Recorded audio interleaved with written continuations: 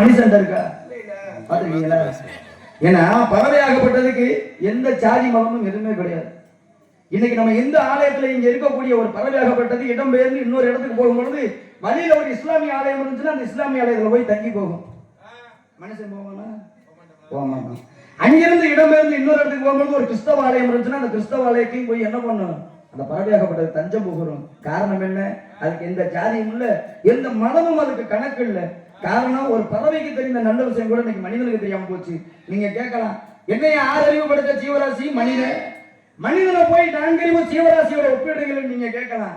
ஏன்னா இன்னைக்கு உலகத்துல பாருங்க எத்தனையோ சூழ்நிலை காரணம் மாறிக்கிட்டே போகுது, பருவநிலை காலம் மாறிக்கிட்டே போகுது. அப்பேற்பட்ட தன்மையில இயற்கை சரியா இருந்தா தான் மனிதன் சரியாக வாழ முடியும். அப்பேற்பட்ட தன்மையில எதற்காக இயற்கை மூலாதாரம் சரியா இருந்தால்தான் மனிதனுடைய வாழ்வு சிறக்கும்னு சொல்லியிருக்காங்க.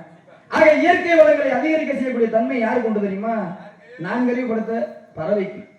பறவையாகப்பட்டது ஒரு இடத்திலிருந்து அது உணவு சேகரித்து மண்ணில போகக்கூடிய வழியில அது சாப்பிடக்கூடிய அந்த பாருங்க விதையாகப்பட்டது இந்த மண்ணிலை மீண்டும் மூண்டி மீண்டும் என்ன ஆகுது? மரம் செடி கொடியாக வளர்ந்து இந்த இயற்கை வளங்கள் அதிகரிச்சுக்கிட்டே தான் வருது. ஒரு பறவையாகப்பட்டது தன்னுடைய வாழ்நாள்ல 1,00,000 மரக்கன்றுகளை நட்டு வைக்கலாம். ஒரு பறவை அதனுடைய வாழ்நாள் முடிவுக்குள்ள 1,00,000 மரக்கன்றுகளை நட்டு வைத்து இந்த உலகத்திற்கு இயற்கை வளங்களை அதிகரிக்க செய்யக்கூடிய தன்மை யாருக்கு உண்டுனா பறவைக்கு உண்டு.